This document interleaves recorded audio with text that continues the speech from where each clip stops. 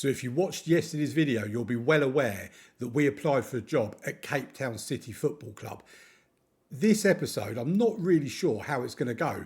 We're going to call it a transfer special because we have got a couple of transfers to talk about, but it might also end up being a Goodbye Club America video as well.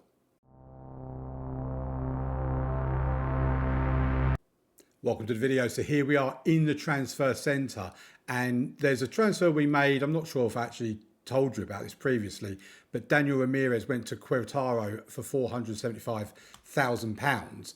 And we've also sold our backup goalkeeper, Jose Eulogio, to Tijuana for 1.4, rising to 1.6 million. And we bought him here at the beginning of last season for 1.5 million.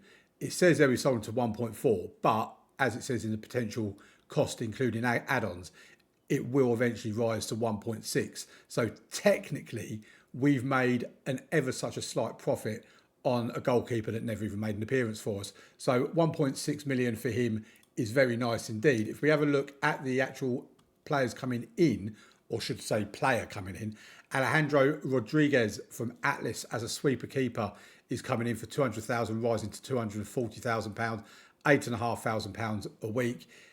It's a cheaper contract. It's a cheaper price. If we take that 240,000 off the 1.6 million, we've still made like 1.3 million pound on that basically. And yeah, this is our backup goalkeeper. He's obviously not as good as Fabinho, but he's a very good, able deputy as well. So I'm quite happy to have him here, to be perfectly honest. In terms of news, we have gone forward quite some distance. We're on the 25th of January, and we're about to play our first pre-season friendly against Canemy. We then got a pre-season friendly against Lobos, the only pre-season friendly, because the first game of the new season is only a couple of weeks away against Necaxa in the first division opening stage. Then we have the Champions Trophy against Monterrey, followed by Tigre and Atlas in the league. We will then have I think it's after these three games, because this game against Atlas is on the 15th of July. And next league game is the 14th of August. In that period is where we obviously have the League's Cup to defend. So, like I said at the beginning of the video, I'm not sure how much longer I'm going to be at Club America. I might be here for the whole season. But if we go over to the inbox, we do have a job interview with Cape Town City Football Club. Now, I did have a couple of fears around this. One of those being that because of the level we're at compared to the level they're at, they're much lower level than what we are, that they wouldn't be able to afford the club compensation fee.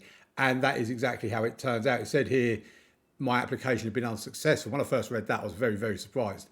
But it does say that they're unable to reach a compensation agreement with my current employers. They are prepared to put the process on hold for a short period of time, should you be able to find a different manner of departing.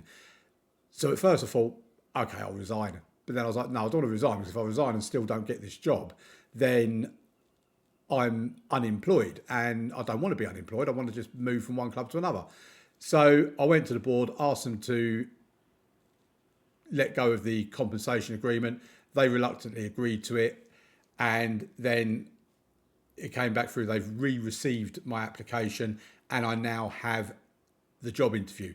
So we will get to the job interview very shortly. But before we go anywhere else, let me hand you over to past me, and we'll do the end of season review, and then we'll come back for the job interview. So here's the end of season review for the 2036-37 season. We only actually have 2 trophies on here. Well, I thought we'd won 4, but we've got the North American Champions Cup and the first division closing stage. The North American Champions Cup being the one that matters, of course. Right, in terms of players in, the new arrivals, sign of the season is our goalkeeper Fabinho from CEC in Brazil, 3.8 million, 59 appearances, no goals or assists, obviously, 7.06. Brian Felix from Santos Laguna, also in Brazil, 24-year-old centre-back, £8 million we spent on him, 54 starts and 2 sub-appearances. Ever present, him and Raul both were. 4 goals, 4 assists at 7.16. Renan came in from Pachuca for 1.6 million. I didn't sign him. He was fine. Vincent Rodriguez, who I did sign, coming from AS Roma for 2.1 million. 47 starts, 4 sub-appearances, 2 goals, 7 assists at a 6.97. Medina, I didn't sign. He came in from Juventus. He was fine. And Jose Elogio, we brought in from Tigre for £1.5 million. Never played for us. He was a backup goalkeeper, and we never actually needed him. In terms of players out, I don't think I really sold any of these. Terry Devlin, he was already arranged to go, I think, or I let him go. And Daniel Ramirez went. Yeah, those players that went, a couple of them done decently, I suppose. In terms of the season's results, the Mexican First Division opening stages, we finished top of the group, but it was Monterrey that actually won the opening stage overall. In the closing stage, we won the group and we won it overall, of course. And the North American Champions Cup, we played against, 4 teams in 7 matches, won them all and won the competition. Lovely, lovely stuff. Moments to remember. Our biggest win was an 8-1 win against Chabao FC. That was in the North American Champions Cup. The match to remember was in the Mexican First Division opening stage against Tijuana. A 5-0 win in that game. Oh, good old Liet getting a hat-trick there. We remember them days fondly. And goal of the season was in the Mexican First Division closing stage. It was from Clavery, who provided a perfect finish to an excellent team move by scoring an accurate finish from 22 metres. Well done, Mr. Clavery. Sponsorship, I mean, this is all the same. Sponsorship and broadcast revenue is the same. It's not gone down. Corporate and hospitality have gone up very slightly. Competition prize money has gone up by just over $1 million, 1.3 million. And matchday and commercial and retail has gone up slightly. We have made £4.78 million in merchandise sales, nearly £500,000 of that in non-domestic sales. 35,794 shirts have been sold. Layet, Roas, Medina, Albuquerque and Acampo among the ones that sold very, very well.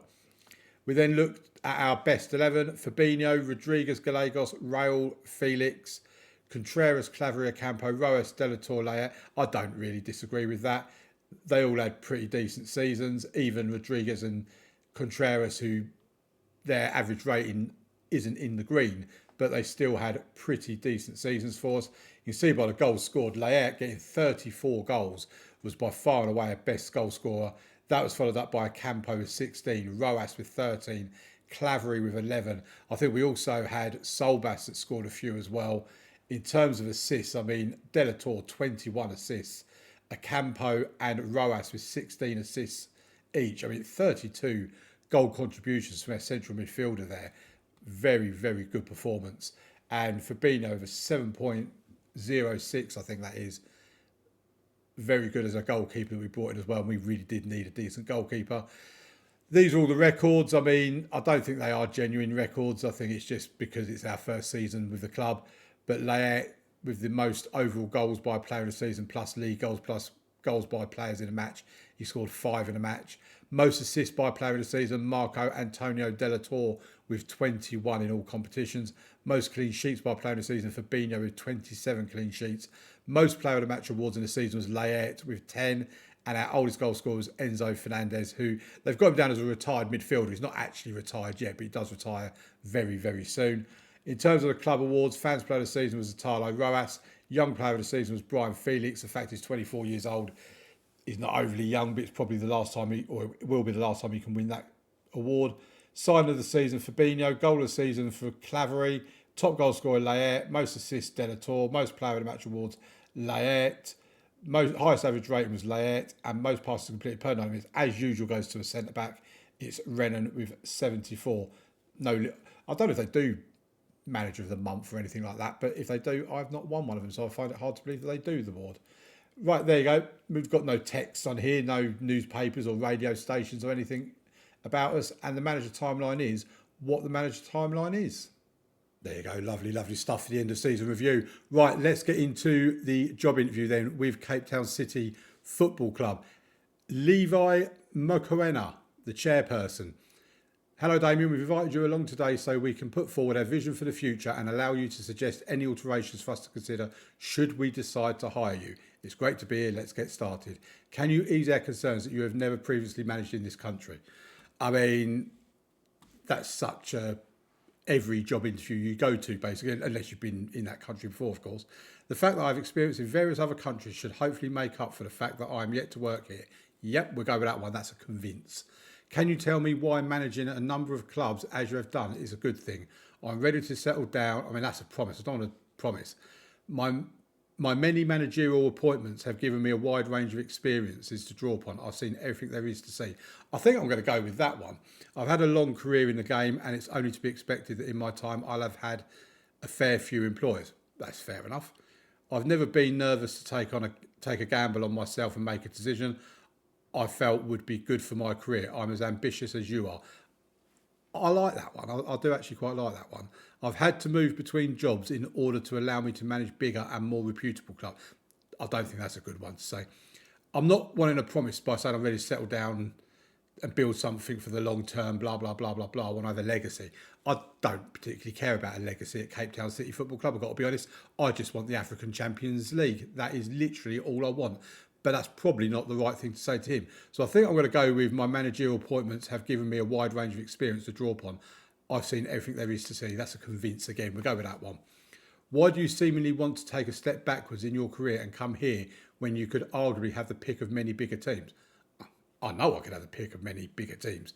It's not a massive drop for me, and I have experience at this level already, remember. I want a new challenge, and this one isn't a dramatic change, yet provides me with what I'm looking for. I think your club has absolutely massive potential, and I couldn't let this opportunity pass. I want to work here. No, we're not going to go with that one. That would be a lie. We'll go for the want a new challenge one. The club would be looking for a candidate capable of performing to competition expectations, something a last manager did not do. Are you confident of handling that better than your predecessor? I mean, look at my record, Levi, whatever your name is. My record speaks. Well, there you go. I'm confident of achieving every target set for me if I get the job. I'm all about the process. It will lead to good results eventually. I'm not going to say that one. I am torn between these two because, yes, my record does speak for itself. I don't want to do it. I'm going to say my record speaks for itself. I don't want to make a promise on it. You would be potentially replacing someone who was very much liked by our fans. How do you feel about that? I don't care how much he was liked by your fans. My relationship with the fans is clear for all to see. They always love me. But to be fair, they do. Yeah, we're just going to go with that one. As part of the recruitment process, we are willing to allow you to request changes to our current backroom staff. What size budget would you be looking for? I don't wish to propose any changes. Right, here we go then with their club vision. What do I think of that? Strive to make progress on and off the pitch. Fair enough. Work within wage budget. Always do. Well, most of the time. Then they want me to challenge in a domestic cup competition and qualify for the Champions League. I mean, that's what I want as well. We are absolutely on the right page. I think it's an exciting vision. We're completely on the right on the same page with that one. We're not expecting anything of you this season. I'm glad your season's finished. We'll discuss next season's objectives at a later date. I understand. Do you have anything for us to consider? I have no requests to propose. Leave meeting. Okay. Right. What we will do, because it's taken it was the 31st of May when we applied for this job. It's now the 25th of June when we've got the interview. So it could take another couple of weeks before we get a reply. If it does take another couple of weeks, that will lead us up to around the opening stage game against Necaxa. So I'm going to be hopefully doing some transfers off camera, and I'll keep forwarding through, and we'll play the friendlies off camera as well. And I'll come back to you even when I've got some news about transfers or when we know what's going on with Cape Town City Football Club. I'm pretty confident that we will get the job. That'll probably be me now queuing to the next part where I'm unsuccessful. Right, no news from Cape Town City yet, but we do have transfer news. Marco Antonio Della Torre is most likely going to be leaving. Our 20-year-old wonder kid, very good player he is, 4.5 star potential, currently 3.5 stars. For us last season, if we have a look here, 7 goals, 13 assists at 7.08 from 37 league games. He was very good, but he had a minimum fee release clause in his contract of 6.75 million. And Leicester City have activated it, so there'll be £22,000 taken off their wage bill as of when that is confirmed. If we also go to the transfers, we have completed the signing of Alejandro Rodriguez from Atlas for 200,000, rising to 240,000. And Armando Ortega has gone out to Querétaro on loan for a £550,000 loan fee. There's no mandatory or optional fee in that. It's just a season-long loan. It'll come back at the end of the season. And we have made an offer for Miguel Hernandez for 2 million rising to 4 million. With Enzo Fernandez retiring, we need to replace a defensive midfielder. He comes in with 2-star current ability with 3.5 to 4-star potential. He's not great, but he is among our better midfielders with good potential as well, better than Martin Lopez. Gerson Lopez is the automatic backup to Contreras, of course, but Miguel Hernandez can play both the anchor role and he don't mind the advanced playmaker and the Mazzala role as well. So a fairly decent all-round signing that will be as of when that is concluded as well. With De La Torre potentially being on the way out, if we have a look at the finances, 23.6 million in the bank. We currently have £8.2 million in the transfer budget. That'll go down to 6 million. We've got plenty of room in the wage budget still to play with as well. So with the money for De La Torre, it will give us plenty of money to go into the transfer market and buy a replacement for him, basically. Although we may already have a replacement in someone like Ricardo Solbas. So, yeah, just a versatile attacking player is what I'll be looking for to replace him. But, yeah, let's see if we get any news soon about Cape Town City. So, Miguel Hernandez has completed his £4 million move from Santos Laguna B to us. And in terms of the finances, that's taken us down to 5.2 million. Like I say, if De La Torres goes through, that will bump it up to like 11, 12 million pound. Over £100,000 still left in the wage budget. And in terms of our first team, it doesn't really, the signings we've made doesn't impact the first team, but Rodriguez is there on the subs bench and Miguel Hernandez is down here on the subs bench. Like I say, it's his potential that we're aiming to make the most of. He has got a valuation up towards £5.6 million. Lovely, lovely stuff. But the reason why I have brought you back is Cape Town City have approached me. They are offering me the job. The wage they're offering me is £5,250 per week, which is actually a £20,000 wage drop on what my current contract is. I'm on £25,000 a week. If we have a look at my profile, though, I don't even know where I'll find it on here now. It's, no, I don't want to retire. Is it in my history overview? There you go. So in terms of total career earnings, £12 million, I think I could afford to take the £20,000 a week drop when I've already earned £12 million in my career. So yeah, that is, it might need to make a few cutbacks in my lifestyle, but hopefully I've been sensible enough to build up a bit of money in the bank. You know, I've bought 121 players throughout my career at a transfer value of £2.32 billion. I've sold 100, so I've actually sold more players than I've bought. The transfer value I've had come in is 1.6 billion. So it's not a massive, it's 700 million overspent. My highest transfer fee ever paid was for Peter Kalinski. What a player he is. How's he doing, by the way, at Dortmund? Do you know what? I think we'll actually go and have a look at them clubs in a moment. Highest fee received, 73 million for Bradley Barcola. That was also at Dortmund as well. I've paid agents £57 million and I've released 39 players. But yeah, let's have a quick look while we get the chance at some of the other clubs or at all the other clubs we've been to. So Fukushima, they're 19th in the J3 League. This is where the Unemployed Journeyman started off. For those of you that haven't been here since the start, we started off here at Fukushima United some 13, 14 seasons ago. And we got them, if we have a look at their overview, here we go. We left them here just as we got them promoted to the J1 League. We got them promoted and then left basically to go to FC Tokyo. They spent one season in the J1 League. Then they hovered around J2 for 8 seasons. They were in J2. They've now just plummeted into the J3 League and 19. I mean, I don't know if that's actually the final table. Let's have a look. No, it's not the final table, not by any stretch of the imagination. But if they stay in that relegation zone, they're going to drop out of the game altogether. That is quite sad, I have to admit. From there, we then went to FC Tokyo and had an absolutely wonderful time of things here. They were already in the J1 League. And that's when we joined, because we won it with them in the first year. We won 4 leagues basically, and then left for Monaco. They've just won the league last season, the 2036 season, and that's the first time they've won it since I left. They'd finished third, second, second, then first. So at least they've not dropped off. They've actually, well, they have dropped off a little bit, but they're still remaining highly competitive.